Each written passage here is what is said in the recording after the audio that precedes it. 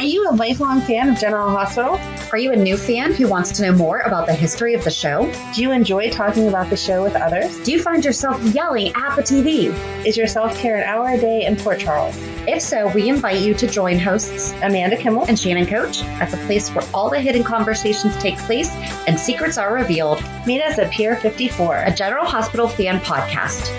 Hello. Hi. Welcome to the Port Charles 411. Today is part 12 of Bobbie Spencer, years 2002 to 2004. And there was quite a bit of a break between the end of 2001, which is where we saw Bobbie and Roy wishing Laura and Scotty well, right? Is that what just happened? No, Laura and Luke. Laura and Luke. Yes. Laura had just declined the proposal from Scotty and was starting to work things out with Luke. So Roy and Bobbie were like, yay, I hope they go on wonderfully. I don't remember. So this starts with Liz's, well, it started, I didn't bother including it just because like we've talked about before, some stuff is such a minute piece that Bobbie plays. It talked about Liz's wedding and them getting ready for it and Bobbie gifting her the present. And then it went into the conversation of Liz saying that she doesn't know that Lucky actually loves her and wants to marry her and like all the fallout from all of that. So I couldn't remember what day that like actually happened. Was that New Year's? We just talked about it with Lucky. Was that right after New Year's? I mean, I guess it had to be because it was in January. Oh, was it? I thought it was Valentine's Day. That's why I was going to say I thought it picked up in February when the wedding was supposed to take place. No, they were preparing for it. They were preparing for this one at the beginning of January. So it might have been New Year's Eve. Again, this is going back to, I know that we just talked about this. Right. We just talked about how we can't remember whatever. But no, I went in order of how Soap Central had it. So it was the beginning of January that they were talking about it. But I couldn't remember if, because their dates don't align with real dates because sometimes Christmas is on the weekend or whatever. And so I couldn't remember, was it supposed to be a New Year's Eve wedding? Which, again, we should totally know because we just did Lucky. But anyway, it starts with after the wedding was called off because the only thing that it really talked about through all of the wedding stuff was Liz and Lucky, since it was their wedding, not Bobbie's. Right. I will stick with your conclusion that it was New Year's Eve because my initial reaction was to go to Valentine's Day. But yeah, it definitely wasn't Valentine's Day, but I don't know if it was New Year's Eve or if it was right after the New Year that it was supposed to take place. So we'll go with the New Year's Eve because that sounds like something that, you get married on New Year's Eve, whatever. The only thing I can think of when someone says that is that it must be very expensive. I can't even imagine how much a New Year's Eve venue would be. I know someone who got married on New Year's Eve. They had a beautiful wedding. I was not invited to because we're not that close.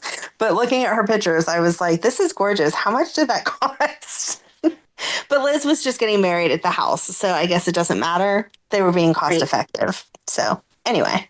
So after Liz's wedding is called off, she retreats to Bobbie's house to rest. When she wakes from a long nap, she confides in Bobbie about her anger towards Lucky. And this was brainwashed Lucky that just came back from the dead under Helena's control.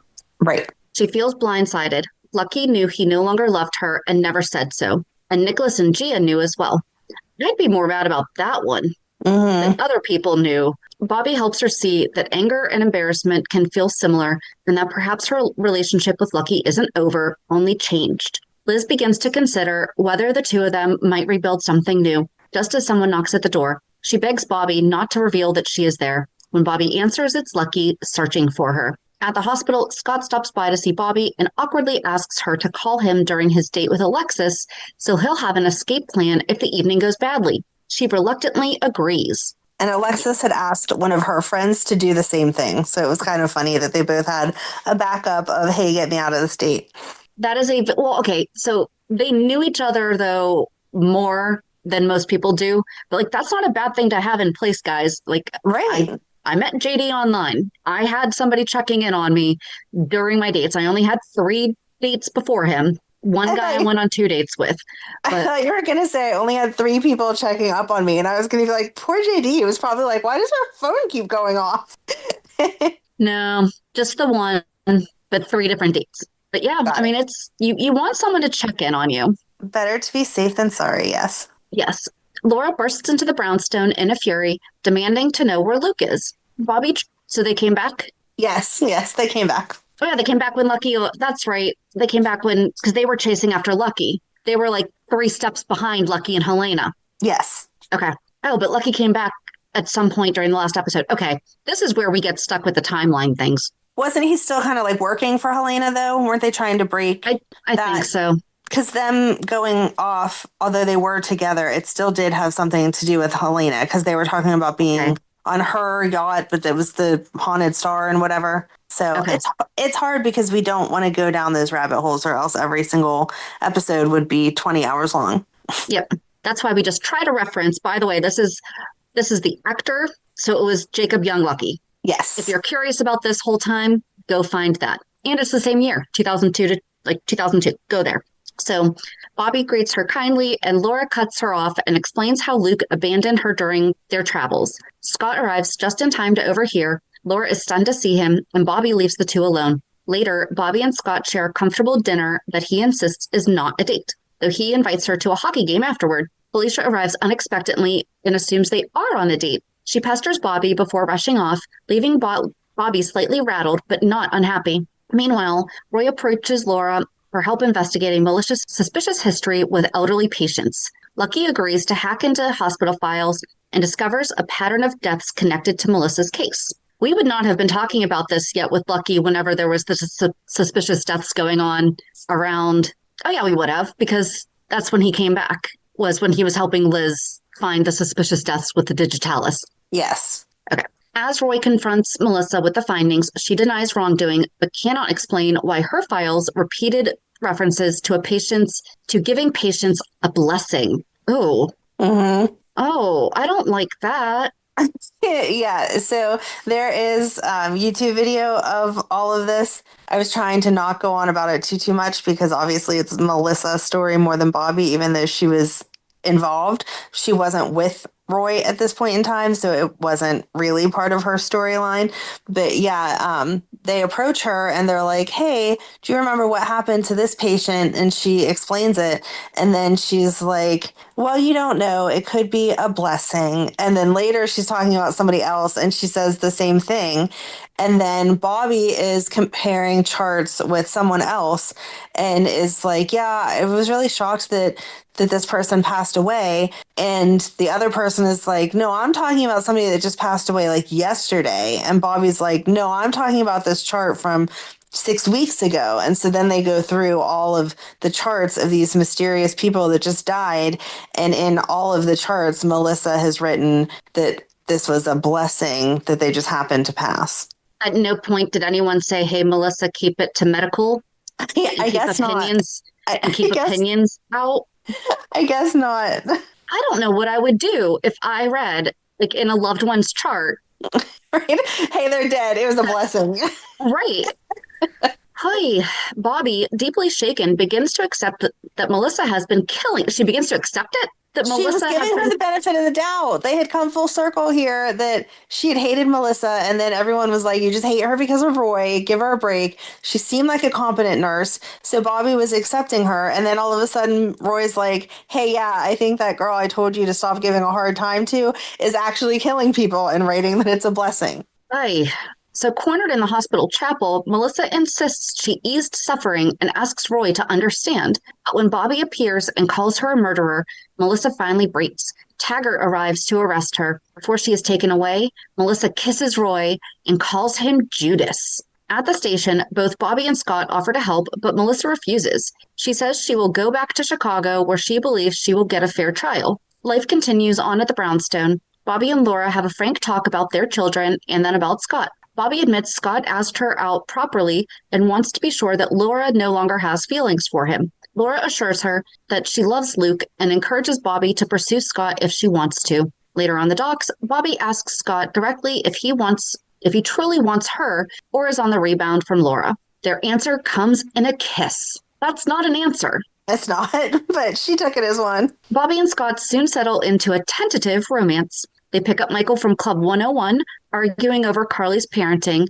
and end the evening on tense terms. But their conflict becomes unimportant when news breaks that Carly's car has gone off a cliff. When the police search Sunny, Bobbie, Xander, and Jax each cope with guilt and fear in their own way. Scott rushes to tell Bobbie himself to spare her hearing it from someone else. As the search drags with no body found, Bobbie refuses to believe Carly is dead. She clings to hope when Michael wanders off, convinced he saw his mother. When Luke delivers the devastating news that the DNA confirms the recovered body is Carly's, Bobbie collapses in grief, but she insists she does not feel Carly's spirit is gone, as she did with the death of her daughter, BJ. Preparations begin for the funeral. Bobbie retreats upstairs, vowing not to attend, but at the last moment, she comes downstairs dressed in black.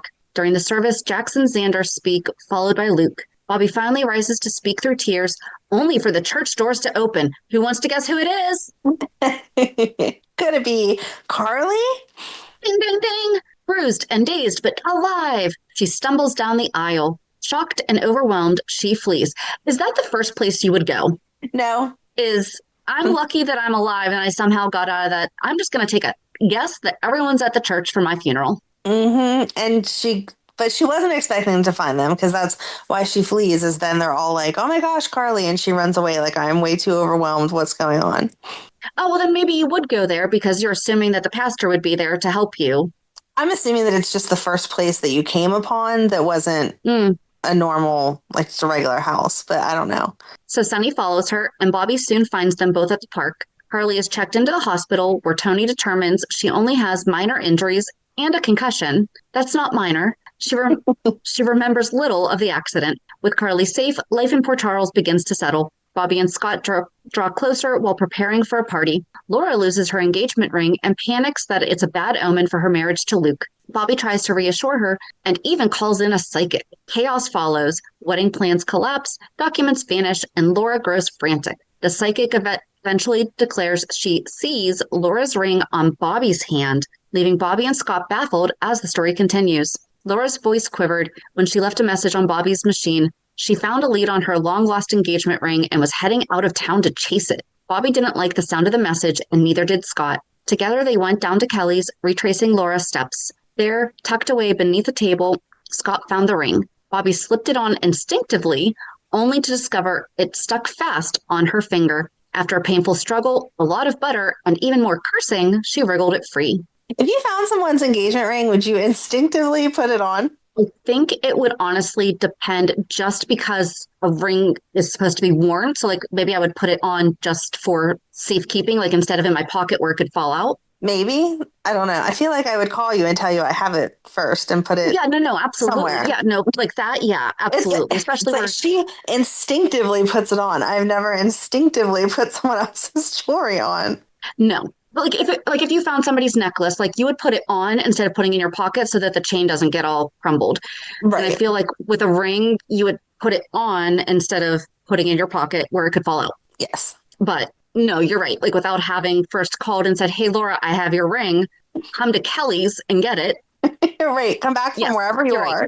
Right. They weren't just walking in the park, where at this time, perhaps they didn't have a cell phone, although I think that they would. But yes, in this instance, yes. So when the ordeal was over, she made Scott promise, grumbling as he was, that he would behave himself at her brother's wedding. Bobbie knew the Spencers and the Baldwins had a long history, and Laura's fragile mental state made it all more important to keep the peace. Bobbie sensed immediately that Carly was up to something, and she was right. Carly was planning to seduce Jason and then have Sunny walk in on them. She wanted to hurt Sunny, and Bobbie wanted no part of it. As Carly set her trap, the timing twisted against her. Jason was at Sunny's, explaining that he had dinner with Carly at 6. Sunny felt the storm coming and asked Jason if he realized what Carly was doing. At Kelly's, Bobbie was talking with Rick Weber when Scott arrived, followed by Carly. Oh, this is when Laura starts to have her break because she starts to remember all the stuff with Rick. Okay. Followed by Carly. Carly demanded dates on the restraining order she had filed against Sunny. Scott assured her, okay, then why would Sunny come walking in on you if you would put a restraining order against him? It was normal Carly craziness, just trying to get attention in any way that she could. He didn't react to the fact that she was trying to hook up with Jason. So the next thing to get a reaction would be, of course, to get a restraining order out on someone. Yeah. Scott assured her that it was moving forward. Bobbie dragged Carly outside, furious with her daughter's latest self-destructive stunt. Then Sunny walked in. Smiling, trying to talk to Carly, he didn't get far. Carly threw the restraining order in his face and a patrol officer overheard. Sonny was arrested on the spot. I've never tried to have someone have interest in me by having a restraining order put against them. Oh, talking about cell phones, there's a cute scene that I didn't really get into because they were kind of just bystanders for it. But Scott and Luke got caught in an elevator with a pregnant woman who goes into labor, and Bobbie and Laura are expecting them because it's a party for Audrey. They're expecting them to be there. And so Bobbie says to Laura, "Oh, I'm going to have to go get my cell phone and call Scott and see where he is." And Laura's like, "Oh, can I borrow it so that I can call the babysitter to make sure that Lulu's okay?" Like, everyone did not have cell phones. They did not carry them with them at all time. Bobbie's was somewhere else in her purse, and Laura didn't even have one. And they ended up delivering the baby, and all was good. And it was like, a whole 5 minutes that Luke and Scott were getting along. So everyone is happy about that. But I just thought it was funny the way that they mentioned the cell phone. Like, now everyone has one on them all the time. It would be here. Why would you need to borrow my cell phone? You have your own. I honestly miss those days a lot. Me too. Yeah. So later, Bobbie sat with Luke, who was convinced Scott was hiding something about Laura's memories. Bobbie insisted he was imagining conspiracies where none existed. The world only got more tangled when Ned arrived asking after Alexis, and Bobbie informed him that Sonny's arrest likely had Alexis tied up at the PCPD. So this is whenever Alexis was his attorney. Meanwhile, Laura's fragile memories were shifting. She recalled a woman faintly, painfully. Luke asked Bobbie if she could identify the mystery figure. After some digging and looking at the sketch Elizabeth had drawn, Bobbie returned with a name, Teresa Carter, a nurse from the 70s. Unpredictable, and then she disappeared without a trace. The moment Bobbie says the name, Laura went pale and dropped her water. This was the beginning of the unraveling. Bobbie confided to Scott that she was deeply worried. Laura was remembering too much, and Scott and Rick knew they needed to get ahead of it. Bobbie tried to help Laura track down Teresa's contact information, but Luke intervened, insisting Laura not go down that road. Laura's sudden change in attitude about the attic unsettled Rick, and Scott became even more nervous when Bobbie caught him tampering with evidence. At the hospital, Scott instructed his people to track down Luke and Laura, who had vanished on the day of their wedding. He lied to Bobbie about the call, chalking it up to work. She invited him and Serena on vacation, and then he refused, using his new DA duties as an excuse. The attic mystery deepened. Scott was acting strange to protect Laura, and Bobbie didn't know what to believe. Soon after Bobbie visited Luke at the police station, he was spiraling. Refusing to fight the charge of killing Rick Weber, Bobbie begged him not to confess, insisting Laura could testify and explain what really happened. Luke refused. He didn't want Laura dragged into it. He didn't want her to relive the attic. And he didn't want Hope. Bobbie promised that she'd look after Lulu. And that was, again, obviously Bobbie was a part of it because it was her brother, but it was highly focused on Laura and Luke and the fact that Laura was regaining memories of the attic and Bobbie didn't know really much about it. So, right. Scott found her afterwards and lied again, claiming Luke insisted on confessing. Bobbie believed him. And then again, a random side story I did not get into. Sonny died, or everyone thought that he died. I don't know why he was faking his death at that point in time, but he faked his death. So Scott, ever the opportunist, pushed his run for DA. He and Alexis listened to tapes of Carly confronting the mob. Bobbie overheard Scott strategizing about going after Carly for political gain. He lied badly, claiming he thought Carly had information about Sonny's assassination. Bobbie, exhausted, reminded him that she had trusted too many people too blindly before. And then Scott asks Bobbie out because, I just heard you talking about using information about my daughter, but sure, I would love to go out on a date with you. So, of course, she declined. And then Lucas starts acting out, failing tests, skipping assignments. Georgie covers for him. Felicia tries to help, but Bobbie struggles to understand why her once steady son was spinning out. Scott kept on trying to win her over. He begged Bobbie to wear his campaign button. She demanded he treat her family with respect, and then she kissed him, which I'm not sure what she was thinking at that point either. Like, I watched it, but it was still like, why are you even entertaining him. So on the night of the big debate, Bobbie arrives with Scott, but she sat with Carly at the political battlefield ignited. Scott unveiled the affidavit Carly had been forced to sign, claiming Alexis had an affair with Sonny. In front of the press, Carly exposed Scott's threats to involve Child Protective Services. Bobbie was horrified. She turned on Scott publicly, urging the voters of Port Charles not to support him. Sonny threatened a lawsuit, so he's come back to life now. Sonny threatened a lawsuit. Alexis and Scott exchanged accusations. By the end, Bobbie refused to even hear Scott's excuses. He had gone after her family, and he would pay for it. He continues to try to pursue her by bringing her roses. Bobbie hurls them at him one by one and then throws him out of Kelly's. The Spencer boys, which is actually Nicholas and Lucky, so I don't know why it's quite Spencer boys, but okay. The Spencer boys drifted into their own battle, Lucky furious with his father, Nicholas blaming Lucky for hurting Laura. Bobbie tried to hold them together. Nicholas even asked her to pretend that she had forgiven Scott so that their family could use him strategically. But Bobbie had her own fires to put out. Lucas kept skipping school, pulling Georgie and Maxie into trouble, and Bobbie finally threatened military school. This was whenever the teens were like finally starting to get their own personalities, because this is whenever Maxie was having that huge crush on poor Lucky, and he didn't know how to handle it because he saw her as just his little sister. And the teens were like going to parties and doing things. So she was struggling with Lucas because he was not being that perfect little kid he had been. Carly confided that Jason had married Brenda to protect her from Sonny. Bobbie was furious. Jason was sacrificing himself again. Sky collapsed in exhaustion, and Bobbie tried to comfort her, insisting that Jax truly loved her despite Brenda's presence. I wanted to get lost in Brenda's storyline, but I didn't because I knew that wasn't what we needed. Then Lucas's academic struggles deepened. Georgie gently suggested maybe he had dyslexia, but Lucas shut it down, and Bobbie grounded him anyway. Meanwhile, the Spencer world crumbled. Luke dug a grave in Riker Woods, symbolically burying Laura because he believed if she recovered, prison awaited her. And again, this was more of the whatever happened in the attic. He had a picture of her from like back in the day, and he was burying it because she was dead to him and dead to the world. They were never going to have her around because if she came out of her, I don't mean to say craziness insensitively, but craziness, that then she would be found guilty for murder. Leslie, Lucky, and Nicholas tried to pull him back from despair. Bobbie arrived with Lulu, whose embrace softened Luke momentarily.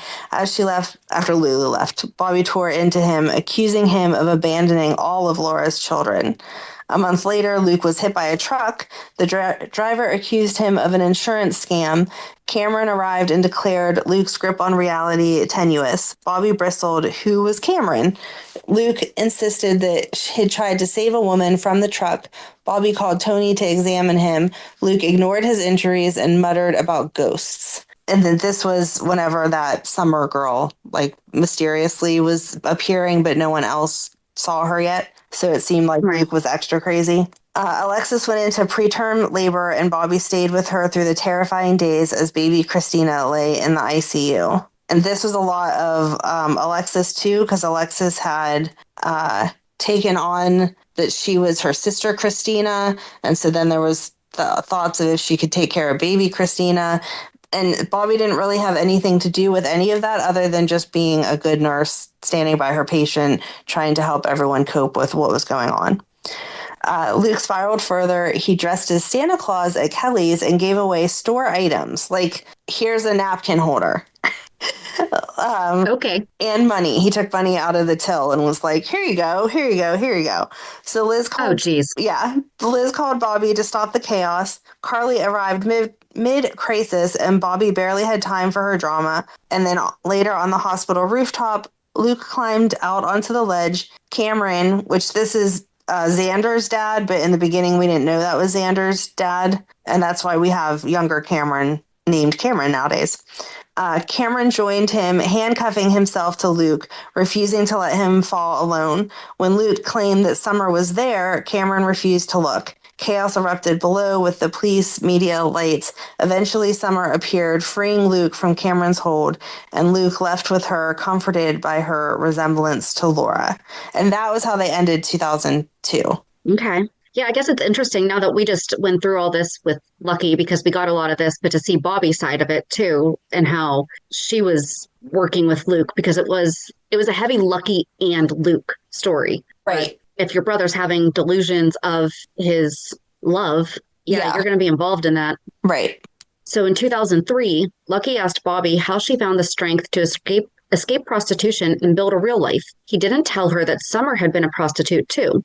Bobbie helped Cameron track Xander down when he missed therapy, but she kept trying to pull Luke back to reality as he drifted. Bobbie's days were filled with caring, Liz's snakebite, Faith's lurking threat, Faith Roscoe, a pregnancy Liz didn't want. Bobbie offered support and information gently and carefully. Liz lost her... Oh, sorry. No, go ahead. Your lovely Faith was thinking that Liz was in the way of everything with, oh my gosh, Rick was in the way of everything with Rick. She wanted to deal with Rick. And Liz was like, I'm not who's in your way with Rick. Like, Rick and I are done and over. There is nothing going on. But because Faith thought that there was something going on, she planted a snake in Liz's apartment or her studio. And so Liz gets bit by the snake and goes to the hospital to make sure that it's not poisonous. And it's not poisonous. But when they run all the blood work, that's when they find out that she's pregnant. And this is when she's pregnant with Rick's baby. And it actually had a really nice scene, again, not Bobbie centered, but a really nice scene between Liz and Carly, because Liz got information from Bobbie about if she wanted to have an abortion, and she went and sat in the waiting room, like just trying to come to grips with everything. And then Carly saw her and went to say something, and she was like, I don't have time to deal with you. Like, I can't even do Carly crap right now. So she gets up to walk away, and she drops one of the pamphlets that says about abortion. And Carly goes and tells her about how she almost had an abortion when she was pregnant with Sonny's baby from the night of passion after the argument, whatever. And that she ended up miscarrying eventually, but that she still had a lot of guilt around that because she was thinking about having the abortion. So we got to see a little softer side of Carly, directed at Liz, no less, for a minute. Yeah. Liz lost her sight. Bobbie found her collapsed in the hall and rushed her into treatment. Faith plotted again, sending a fake surgeon to the OR, and Bobbie unknowingly assisted him. At Kelly's, Scott's mood worsened. Lucky wanted to intervene in Luke's latest stunt, but Bobbie secretly gave him the location of the warehouse where she herself had once been held. Lucky found Luke staging a mock trial with Stefan tied to a chair. Bobbie threw a party for Carly and Sonny, though Carly arrived alone. Sonny saw Lily's ghost and spiraled deeper. Carly brought Michael to Kelly's, telling Bobbie Sonny had moved out for her safety. When Bobbie tried to understand. At the hospital, Bobbie brought baby Morgan to Carly's bedside, telling the unconscious mother her child needed her. Carly dreamed of an afterlife in which she hadn't hurt Bobbie so deeply. Bobbie confronted Sonny, demanding to know where her grandchildren were. She reminded him he had fired the bullet lodged in Carly's brain. She vowed to fight for custody if Carly didn't recover. When Carly finally woke enough to speak, she confessed to Bobbie that she felt detached from the world. Dreams had felt like decades lived. Bobbie listened, relieved her daughter was awake at all. Carly begged Bobbie to help delay Sonny's release into police custody. Bobbie hesitated. She didn't like interfering, but eventually agreed. She administered a sedative strong enough to slow Sonny down. Later, Scott and officers stormed Sonny's hospital room, only to find the bed empty. On a private plane, Carly sat beside a drugged Sonny, telling him that Bobbie had given him a little too much sedative. Sonny chuckled, groggily, amused that Bobbie had helped them escape. Carly smiled at him. It meant they were on the run together. After Sonny is acquitted, he and Carly go to Kelly's to celebrate. Bobbie has champagne waiting and congratulates Sonny on being clear of all charges. Meanwhile, Lorenzo Alcazar tries to question Bobbie and Carly, but she refuses to tell him anything. After reminding him how much Carly values her family, Bobbie leaves him frustrated. In Alcazar's attempt to get information from Carly's doctor also fails. At Christmas, Luke experiences the Ghosts of Christmas Past dream, like the Christmas Carol. Right. When it ends, he goes to Bobbie's house and gives Lulu a special necklace, telling her it is to remind her of her mother. As Luke hands out gifts, everyone begins singing Silent Night. Later, Luke steps outside and tells Laura that he did it all for her. Yeah, I didn't get into the Ghost to Christmas Pat. Like, Bobbie was in that dream, but obviously wasn't Bobbie. It was Luke's own deliriousness of what his life should have been. So then we're into 2004. During the Port Charles Hotel fire aftermath, Georgie arrives at General Hospital with Tom and Sage. Bob immediately hugs her, relieved she survived, and urges her to find Maxie, who has been worried about her. Bobbie then rushes off to treat Officer Brian Breck, who has been shot. Brian, still semi-conscious, asks Bobbie if Courtney escaped the fire. Bobbie tells him she believes Courtney survived but has no information about Jason. Bobbie later informs Luke that Scott Baldwin is dead. The police found a body that identified him, and Bobbie reflects that Scott was the first man she ever loved. So her first love wasn't And Roy Laura's all of a were the sudden. same. Right, but she had love. That's right. Yeah, but I guess when you die, people change how they feel because she said that he was her first love. While Luke comforts her, Scott's actually alive, disguised as a firefighter back at the hotel, digging through garbage for a treasure he had hidden. At the hospital, Bobbie tells the quartermains that Edward is out of surgery and asleep, and Tracy goes in to sit with him. At the penthouse, Carly tries calling Bobbie at the hospital. Michael overhears and asks to come along, but Carly tells him that she needs to talk to Bobbie alone. When Michael asks whether Carly is angry about Sam's baby, Carly reassures him that Sonny is probably not the father and insists that Sam will eventually leave Port Charles. Talk about inappropriate conversations with your children. It's like, don't worry, Michael. He's probably not the dad. It's fine. Right. Leslie Weber comes to the hospital to speak with Bobbie, upset about Skye's recent visit. She insists Skye is trying to set up Laura to get Luke. Bobbie points out that Skye could be telling the truth and that if Luke had Laura hidden somewhere, he would have contacted them if he truly believed Skye had framed Laura. Leslie admits that Luke would have reached out unless Laura's condition had worsened. Bobbie concludes that something more is going on than they understand. At the PCPD, Skye warns Rick that convicting an innocent woman of Ross Duncan's murder means the real killer is still free. Meanwhile, above Kelly's, Heather Weber listens to news about Skye's conviction and marks a red X over newspaper clippings showing Skye and Laura. Heather visits Kelly's and surprises Bobbie by announcing she plans to stay in Port Charles permanently. Bobbie invites her to stop by the brownstone later. And this was just weird. Seeing Bobbie and people being nice to Heather was just, after everything we've gone through with Heather the past few years, it was just weird to come on over to the brownstone. No, it was incredibly crazy. So before the visit, in true Heather fashion, Heather slips a mysterious bottle from her suitcase into her purse.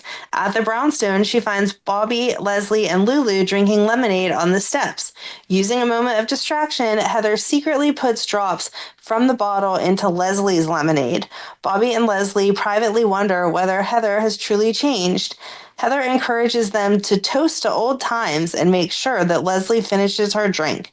When Leslie leaves, Bobbie returns inside briefly, leaving Heather alone with Lulu. Heather questions Lulu about Luke and flashes back to seeing Luke in a straitjacket in an institution. Elsewhere, Lucky visits Skye in jail and promises to uncover the truth about Ross Duncan's murder. Later, Heather is pleased when Bobbie returns with news that Leslie has been in an accident. Heather calls the hospital pretending to be family and asks about Leslie's condition. She learns Leslie is improving but will remain for several days. Heather adds more Skye-related headlines to her scrapbook. At GH, she overhears Bobbie arranging for Lulu to stay in daycare but offers to watch her herself. Bobbie thanks her and initially declines, but Heather persuades her by suggesting something more fun for Lulu. Bobbie agrees to bring Lulu to Kelly's later. After Bobbie leaves, Heather tells Lulu she can't wait to see the Spencer home. Emily visits Kelly's, where Liz offers condolences. Bobbie brings Emily chocolate cake and tells her that with Lila gone, Emily must help guide the family. Felicia joins Bobbie and shares that Robin will return for Lila's funeral, which pleases Bobbie. Does not please Carly, by the way. Liz later meets with Bobbie to ask whether she should become a nurse. Bobbie encourages her, calling it difficult but rewarding.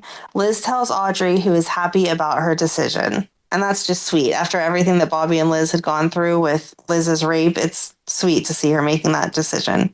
Carly visits Bobbie with Morgan. Bobbie warns her not to villainize Sam. Carly complains about Sam requesting Sunny's medical records, and Bobbie explains they're needed for the baby's complete file. Carly then asks about her own birth father, mentioning a shared freckled birthmark. I thought, never mind, because Carly's father wasn't a relationship. Right. You're going to get into all that. Okay. That's why I stopped. I was like, this is going to happen. Never mind. Bobbie refuses to discuss her past or former customers, in quotations. Carly continues pressing, angering Bobbie. I think that's fair because Carly knows what Bobbie used to do and that she worked really hard to get out of it. So maybe... Yeah.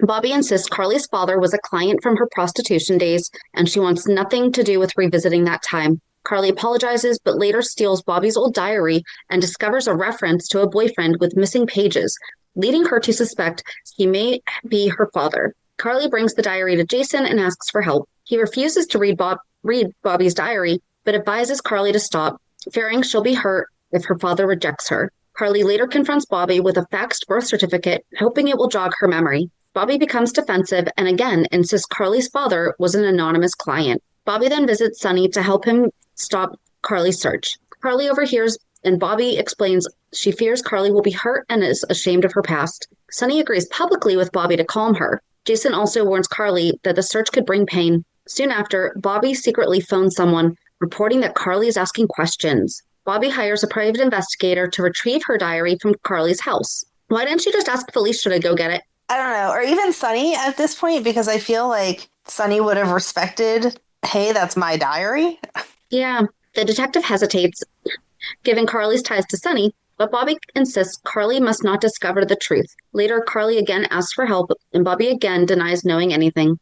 Liz later tells Bobbie that her half-brother Stephen is in town, and she fears Heather's presence, calling his mother dangerous. Bobbie checks Carly's wrist after an injury. Carly apologizes for pushing, but Bobbie suspects she's hiding something and asks if Carly knows who her father is. Meanwhile, John Durant intercepts a postcard Bobbie sent to Carly. He gives it to Stephen to obtain DNA from the stamp. Oh my gosh, the good old days of DNA on a stamp. Yep. Guys, we used to lick those. They were not adhesive. Self-adhesive. Stephen runs the tests and confirms Carly is John, Bobbie's daughter. However, when John reveals he plans to use Carly to get close to Sunny, Stephen lies and says Carly is not his daughter. John later acts shocked when Stephen tells him the DNA proves that he is not Carly's father. Carly then tells Bobbie she no longer needs to search for him. Bobbie is suspicious but accepts Carly's explanation. John soon learns from Liz that Carly's mother is Bobbie Spencer. He goes to Kelly's, sees Bobbie, and immediately calls Stephen. He tells him he remembers sleeping with Bobbie 29 years earlier. John then finds Bobbie at GH and calls her Barbara and tells her that he wants to talk to her about their daughter. Later, Carly confronts Bobbie, and Bobbie admits she suspected all along that John Durant was Carly's father. She explains that he was a regular client with whom she had unreciprocated feelings. When she warned his girlfriend about his visits to the cat house, Durant rejected her and left town just before she learned she was pregnant. Carly receives a call from Jason that Morgan is being rushed to the ER with convulsions. Bobbie and Carly join Sunny, Jason, and Michael at the hospital. Stephen diagnoses Morgan's acute infection. Bobbie later advises Durant to take things slow with Carly. Durant later asks Bobbie to help him build a relationship with Carly and promises Sunny will be left alone as long as he's married to Durant's daughter. And it wasn't mentioned here, was it? Did I miss it? John Durant was a detective. It may not. Or was he a federal? He was a federal. But yeah, he's a federal agent. So that's why his threat that Sunny is okay as long as he stays married to his daughter. Right. After Bobbie leaves, Durant privately vows to take Sunny down. Durant meets Carly and Bobbie at Kelly's, drinks the same iced tea and lemonade mix. It's called an Arnold Palmer. And yes, I have to say it that slow because I mess up saying it.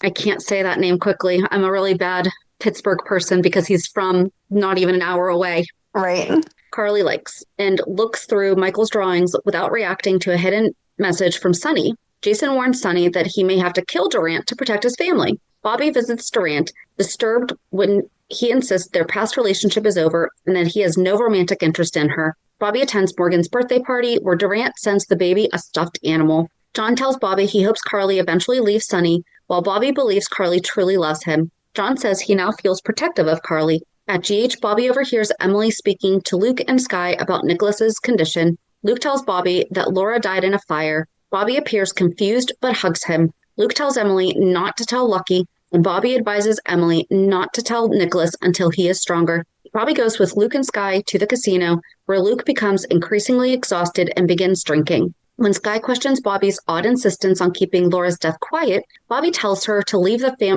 family matters to her. Skye becomes suspicious. Oh, sorry. Then the reason that they didn't want to tell Nicholas, especially, is this is whatever he had that amnesia and that weird woman found him. And then he came back and was like slowly piecing his life together. And he was feuding with Emily and Lucky because they hadn't told him that all the crap that crazy girl told him wasn't true. So it would have been just too much for him in his state. Sure. Skye becomes suspicious and returns to GH. She overhears Bobbie calling the woman caring for Laura. Bobbie confirms Laura is alive and promises to visit. Skye attempts to call Luke, but crashes her car in the blizzard. Georgie alerts Bobbie, and an ambulance is sent. Skye is brought to GH, desperately trying to tell Luke that Laura is alive, but Bobbie has her wheeled away before she can speak. Luke catches Bobbie preparing to sedate Skye. Confronted, Bobbie admits that Laura is alive. She explains the nurse Heather hired was a friend of hers, and Bobbie arranged Laura's long-term care. She had planned to tell Luke, but then believed he would be better off moving on, so she faked Laura's death. Luke was furious and storms off to find Laura. Yeah. Well, she faked the death, but she saved Laura because Heather was trying to kill Laura. So by her friend stepping in, I mean, Bobbie's got to be like, is it 6 of one or half dozen of the other? I saved her life. I just didn't let you know that I saved her life. Oh, so you're welcome. Yeah. But Luke's not looking at it like that, understandably. No. If you have the choice between pretending to have my husband die, and even though Luke and Laura were not together, no. No? No. I'd be mad. Just throwing that out there. Not sure why. I saved his life. Come on.